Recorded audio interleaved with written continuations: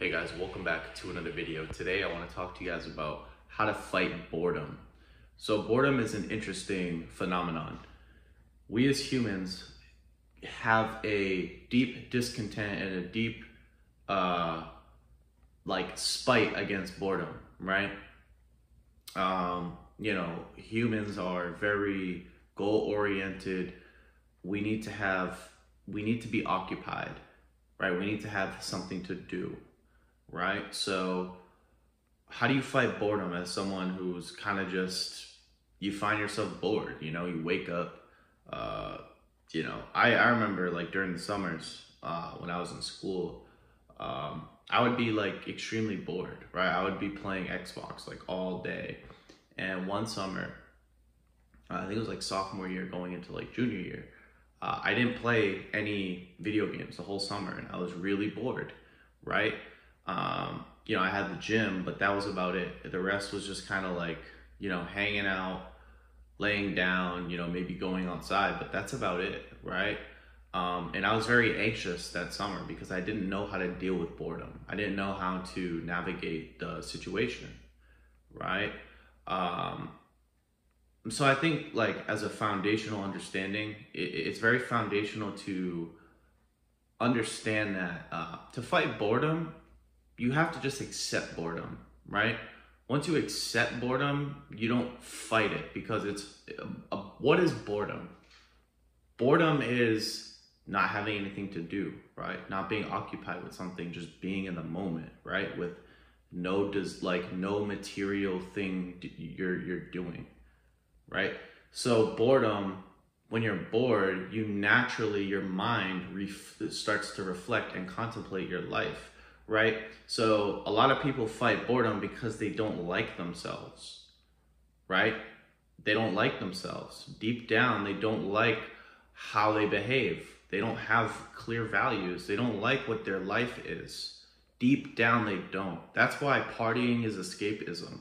That's why pornography is escapism. That's why video games are escapisms, because you don't like your life. You know that you're not going anywhere. And when you're bored, when you have nothing, no material thing occupying your time, like a cell phone or Instagram or food or people, right? You're going to just naturally not like it because it's like you've been escaping the whole time. So it's like a baby, right? I like to allude this phenomenon or contrast it with a baby in a binky situation, right? The baby's always crying for the binky, binky, binky, binky, binky, right? And it gets the binky, right? It's calm now, it's not crying, right? Then as soon as the binky goes away, which you can use that as a metaphor for like our material possessions, food, our phone, Instagram, people, etc., right? It starts crying, right? And that's what people do. They start crying metaphorically. They start feeling discontent. They start feeling anxious. They start feeling like, what is life? What am I here to do, right? But again, boredom, right? When you're in that situation, most people fight it, but it's something that you're gonna constantly have to deal with. That's the thing. Whether we like it or not, we're always gonna face our mind at the end of the day, right? You can work 40 years, you can work 80 years, you can work till you die, but there's gonna be times where you're gonna have nothing to do. There's gonna be no friends. There's gonna be no relation. Your sexual partner isn't gonna be there all the time. Your job isn't gonna be there all the time. Your food isn't always gonna be there all the time to satisfy you. Video games, etc., right? So this is why we have such an addiction epidemic, right? Because we cannot stand ourselves. We are so upset with ourselves. We are so dissatisfied with our lives that we can't imagine what it would be like to self-reflect and start to change things, right? Because change is hard, right? If your ego is so used to food, right? If your mind is so used to just doing normal things, going to concerts, hanging out with people, doing things of the world, right? Of material matter, the illusion, Maya, then you're going to just naturally have a discontent when you're bored, and you're going to want to fight it. So the first thing to understand is that boredom is actually a good thing, because in the time, like, I've really come to know myself only through boredom, only through solitude, only through just sitting for hours, and just letting my mind run, right? Because when you let your mind run, eventually you find out where your issues are. You find out what you need to work on. You find out you find out the answers. But the answers can't be revealed to us when we're just constantly bombarded, right? So the biggest key to overcome boredom is to accept boredom. Because once you accept it, you no longer have a feeling about it. You no longer have a need to change it, right? A need to change the present moment, right? In the Bible, it says, be still and know that I am God. So we have to be comfortable just being still, right? And be comfortable with the fact that we're gonna have to face certain beliefs, certain ways of thinking, certain negative thinking patterns, right? That we try to escape when we indulge in material endeavors, right? So that's very foundational, right? Just accept boredom, accept it, right? Once you accept it, now you can begin to change, right? Now you can occupy yourself with better things, right? Because most people's lives are just escapisms. They're not really, their material pursuits are pleasure seeking, not goal seeking, right? So my life, as an example, I occupy my time with things that are difficult. The gym, working longer hours,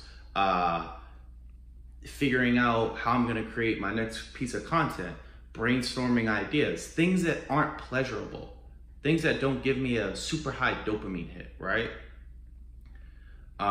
Going for a walk, reading a book, studying, right? These things that don't necessarily give us the biggest blast of pleasure, right? I've accustomed my mind to them, and I've trained my brain to actually derive pleasure from them in small quantities, right? Because my dopamine, right? Let me backtrack a little bit. Let me backtrack. When your dopamine cycle is from your escape, when your dopamine level is so, your threshold for pleasure is so high that you feel discontent when you're not achieving that high, when that is not met, that's why you feel discontent when you're bored, right? So dopamine, right? Let's say your threshold for pleasure is drinking, right? Or orgasm, right? That's a super high threshold for dopamine. That's a super high need for dopamine, right? But when you overcome that addiction, that's why for me, overcoming pornography was so significant, because I knew that if I couldn't overcome that super high need for dopamine, I wasn't gonna be able to be satisfied working longer hours, or being creative, or going to the gym, or eating healthy, or like just being satisfied with just eating like regular food, not having to have sugar, right? So we have to train our brains to not have such a high need for extreme pleasures, right? Our brains aren't designed for sugar. Our brains are not designed for high stream pornography every day, right?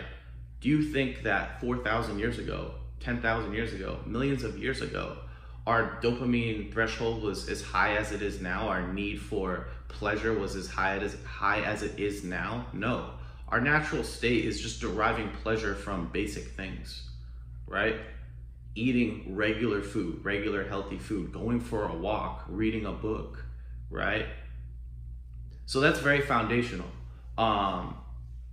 because those are good dopamines. Those are dopamines that give you short, consistent little bits of pleasure, right? Rather than these super high spikes and then bam, now you need a super high spike again and then bam. And then your emotional states, your negative thinking is like this. So you feel positive, you feel good, oh, my life's good, da da da, down.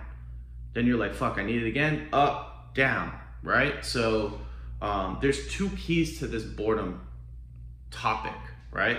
The first is understanding that you need to just accept the moment as it is. You need to accept that at times it's going to be difficult to deal with withdrawal, to deal with your negative thinking patterns, to deal with your belief systems about yourself, right? It's difficult. It's difficult to be bored, right? That's one thing you have to realize. Life is not supposed to be easy. I talk about this all the time. It's difficult, right? But once you get past that,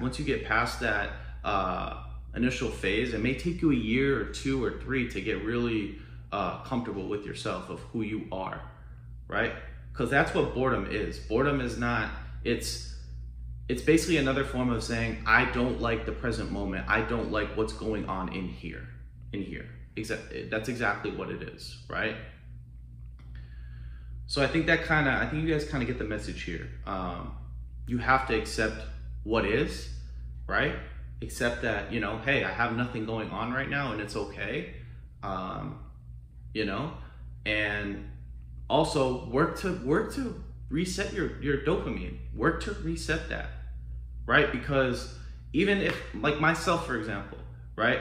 Now that I'm not a porn user, now that I'm not addicted to the highest level of dopamine that any human can get in a single moment, it doesn't bother me to sit down for an hour and have nothing to do. I can sit there and just think and not have any need to do something, or anxiety, or feeling of like depression that comes with that nothing, right?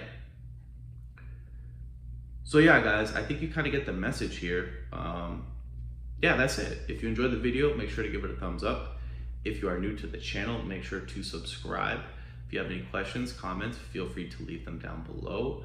And as always, I hope you guys have a good day. Peace.